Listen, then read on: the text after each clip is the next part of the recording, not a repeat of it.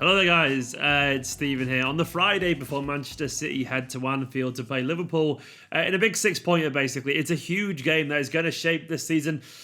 And it hasn't been ideal leading up to it. I think we'd all agree with that. But before I dive into this game of football, go download OneFootball. It's a fantastic app, as you know by now. If you watch this channel, I've been bigging it up for a long, long time for a very good reason, because it's been informing me of Manchester City news and loads of Premier League news for like 2 years now. It's that good. It's that reliable. Gives you all the updates. And it's today where I heard the big news about Manchester City, about Ederson. I got a notification on my phone. I saw it when I was working and went, oh, fuck.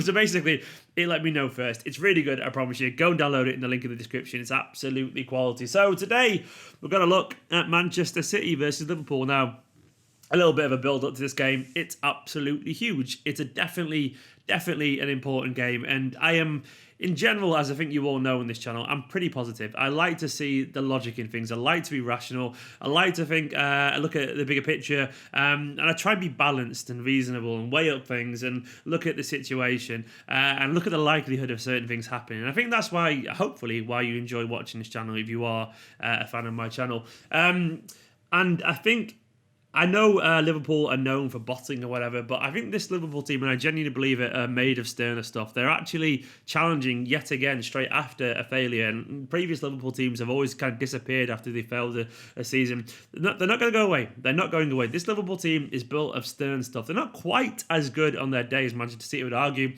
but they are damn sight better than the rest of the league are, up there with us. And I think this team, if they win, if Liverpool win, if they go 9 points ahead of us, they're not going to drop a 9-point lead. I am almost certain. I don't think we can keep playing with fire and presuming they're going to drop points, because if we keep presuming that, they're going to get it right sometime. And I feel like this year's could be the one where they get it right. I could be wrong, of course, but I feel like we're being presumptuous that they're going to bottle it. I don't think they really bottled it last season either. They got the third highest points total in Premier League history. We were just insane. They were insane. We were just a little bit insane +1. Literally that good.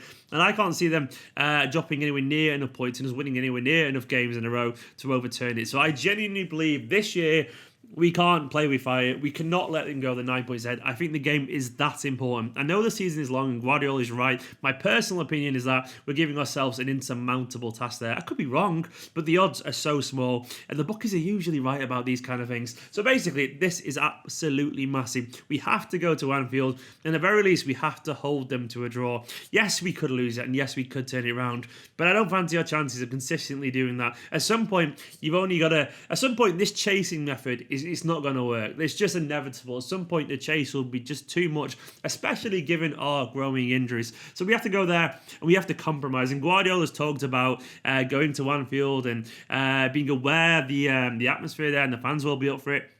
He talked about having to change his game sometimes. He talked about how when he went to Dortmund once as Bayern manager, he was really defensive, and won 3-0. So basically, I'm expecting to see some kind of Guardiola compromise here, something different, something that shows that he understands the size of the task we've got ahead of us. But at the same time, it isn't insurmountable. We are an exceptionally good team, and I genuinely believe in football, at any point, anything can happen. If this was Manchester City of 20 years ago, I'd still believe that somehow we could possibly win this game, because football is football. Things happen. All that kind of stuff, and I would never ever say never. As it is, I think Liverpool are favourites, and I think that's just fair enough. The big news, obviously, is that Ederson is out now. That's a huge blow.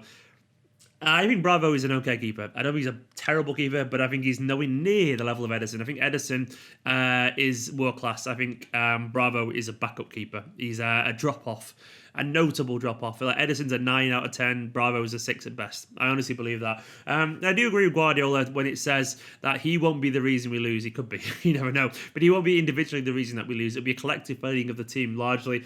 But eventually you get to the point where you lose so many drop-offs across the pitch that you start to think this is getting harder and harder and harder. Now, obviously, no Ederson.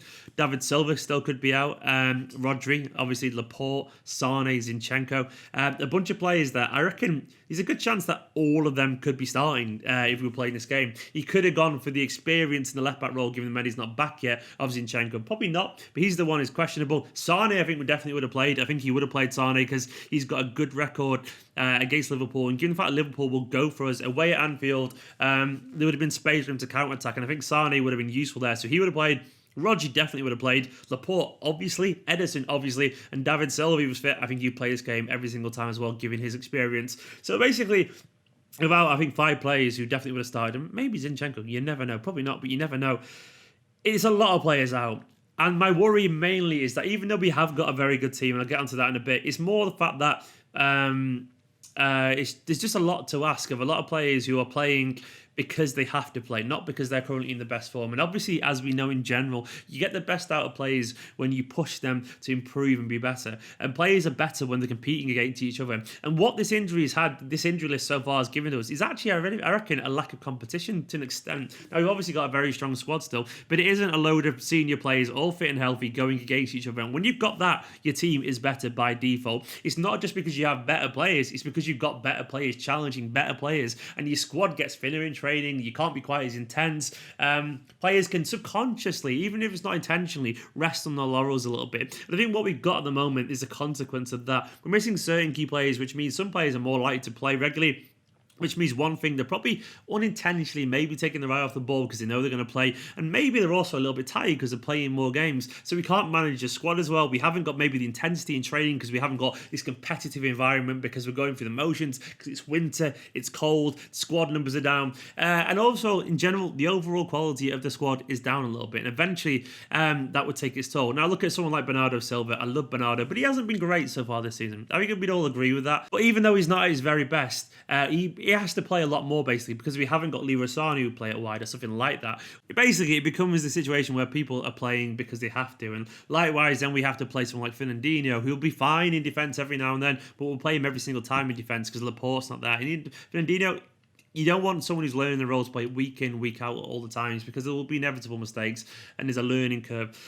Basically, it's a bunch of players who are tired. It's a bunch of players who aren't fully informed, but they're playing because they have no choice but to play because Guardiola will respect their seniority and all that kind of stuff. And we're not at our very best at the moment. Having said that, I do believe in general that this Manchester City team are good in the face of adversity, but this could still be just too big a task. Now, I do think the players will be 1,000% up for it. I think we'll see a different team to the one at Atlanta, but my worry is that they could just be overwhelmed by the energy I guess the fitter and stronger status Liverpool squad at the moment because they have their full 11. They're going to be confident. They're going to be ours. And we are, even though I think we'll be good, I think we're probably a little bit fragile and we could lose our heads for 10 minutes. And it only takes 10 minutes at Anfield to go 2-3-0 behind because of the intensity of the crowd and the fans and their heavy metal juggernaut kind of style. And we might not play badly over 90 minutes, but 10 minutes could be enough for them to just kind of smother us. And that's going to happen at some point. And do we have the mental steel and the energy at the moment to see it off? We have the capability. It could happen, definitely. I know I'm negative here. I'm just trying to be realistic. I'm just trying to basically realign my personal expectations because this game it's a battle of wits, and we haven't got all our wits together basically at this second, and that is where I'm at. So I'm not feeling positive. However, having said that, I still believe this team is so weird and so unique and so good that this could be the situation where we've got so many injuries and so many unfortunate scenarios that we go there and go, we're going to show them. We are man-to-man as good as them still, and we're going to show them exactly how good we could be. And I think it could happen. You just never know. If you look at the omens in general, we've not won, basically, I think it's 16 games back to a defeat in May 2003, which I'm pretty certain Nicolas Anelka scored in. We are absolutely woeful at Anfield. But eventually, you got to say, well, something's got to give at some point, and it could be on Sunday. You just never know. Liverpool are obviously on fire at the moment. They're just winning games, and some of it has been a little bit kind of like lucky. I don't think it's all luck because you make your own luck to an extent, and you got to admire a team who's willing to keep going, keep knocking at the door, and eventually find a way. Obviously, they weren't that great at Aston Villa. They obviously only managed to draw away at Old Trafford, though they do switch off at Old Trafford. And he can get at them. They can concede goals. I do expect us to score. But it isn't great. It isn't great. But at the same time, it isn't the end of the world. In terms of the team, Bravo is obviously going to start in goal. Scott Carson step up now. It'll be Bravo, obviously. Right back's going to be Kyle Walker, in my humble opinion, because I think they'll want his pace and energy in behind with Marnie playing. That makes a lot of sense. And it might be too much for Cancelo to jump in there in this kind of game. I think we want the experience of the Premier League of someone like Kyle Walker. John Stones, Fernandinho. I think it's going to be that. You don't think he trusts Otamendi at the moment. And I think it'll be Stones and Fernandinho. Left back, I think, will be Mendy. He won't play Angelino this game. Mendy will be there. That makes a lot of sense for me. Gundogan's going to be at number 6, I'm almost certain. And then I think it'll be De Bruyne and Bernardo Silva. Bernardo's a big game for him. We need his energy. We need Bernardo back and we need De Bruyne back. If those two turn up, by the way, we could win this game. Those two have great games. I think we will win this game. They're that crucial to this system that if they turn up, they have the intelligence and the work rate to exploit their naivety and their energy, because they'll come at us and we could basically get through them with our wiliness and ability there in midfield. But it'll be those two, in my humble opinion. Unless David Silva is actually fit. I don't think he is actually. It'll be those two. On the left, it'll be Raheem Sterling. Gabriel Jesus may not start. I think it'll probably be Sergio Aguero. Then I can see Riyad Mahrez on the right-hand side there. Maybe we'll see Gabriel Jesus on the left and Sterling on the right or something like that. But I think it'll be Mahrez. And that's still a good team on paper. It is a good team on paper. The one thing I will say is it's a team kind of forced together. We could maybe see something slightly different. We could see some kind of weird formation. I'd love to see Phil Foden get a go. I just don't know why. I've got a feeling that Foden in this team, with his energy and his desire and his connection to Manchester City, could be the spark that we need.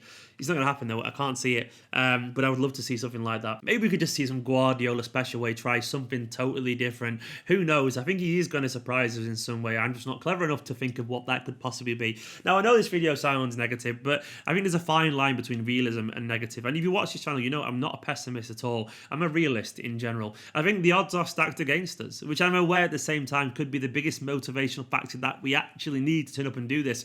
And there's no better time for a reaction than going to Anfield. And expectations are low on this team. The fans will 100% be behind it, and the players will want to prove a point. When people are writing them off, maybe it's the thing they actually need at this moment. I would never ever expect Manchester City to lose. I just think that the chances of Manchester City getting a better result than Liverpool are slightly small at the moment, given all logic. But at the same time, this is Manchester City, and I do believe I think we could be surprised. I genuinely think we could be surprised. I'm not going to give a prediction, but my state is one of caution, because I think we have to be very honest with our expectations, because I think circumstances conspired to make this a very difficult task for Manchester City and Pep Guardiola, because we're out too many players out of form, too many players missing, obviously.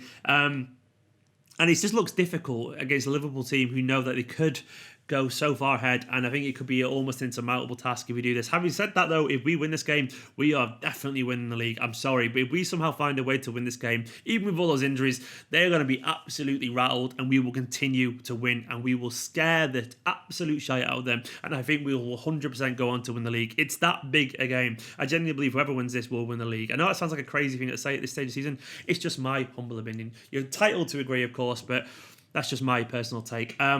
I love this Manchester City side. I think they're brilliant. I think we're in a not a great place at the moment, which is understandable, and it's totally fine, you know. At some point, you're going to have a season maybe where things aren't perfect. I cannot complain, and I'm not complaining. People think when you're realist or slightly negative, you're complaining. I'm not complaining at all. I'm very happy with my lot, and I know we've got a great squad and great players. I'm just being totally honest in my humble opinion. And if we don't win and we lose, so be it. I'm not going to kick up a fuss. I'm not going to complain. I'm going to understand, because this is a great Manchester City side, but a Liverpool side in slightly better shape at the moment. And a Liverpool side, if they win, I'm sure they will deserve it. They probably will deserve it. All we can do now is sit and hope and support the lads. I'm going to be in New York for the game. I'm looking forward to watching with the New York Supporters Club. So if any people are watching this video in New York, come down to the where's that? I can't remember. Amity Hall, I think, near Washington Square Garden. Come down and watch it with the New York Supporters Club, and I'll love to say hello to you. It'd be great. As I said, I'm not going to do a prediction because I don't want to, but I am weirdly optimistic despite being incredibly cautious and negative at the same time. Guys, there are my thoughts on the video. I think reason and logic is always sensible. I think seeing the bigger picture is also sensible. If we lose this game on Sunday, it's because of the circumstance. I'm not going to complain. I'm a happy Manchester City fan. It's understandable. Maybe there's just too many screws that have come loose for us to win this game. But if we win it, I wouldn't be surprised either. We're Manchester City and we're fucking world class. So be positive and also be realistic and also understand anyone who isn't positive. Not everyone has the same mindset, and that is totally and utterly understandable. Always, always appreciate anyone's point of view as long as they're respectful. Someone going, oh, I think we're fucked, is not a negative thing. It's not an unreasonable thing. It's understandable. It's an emotional reaction. Just understand it and discuss them normally. Someone saying, why are you? We're going to win it. That's also totally fine. They're confident. Just be reasonable with each other. That's all I can ask in general, because we all have our own opinions and they're all equally valid. For now, like, comment, subscribe, and I'll see you on the other side.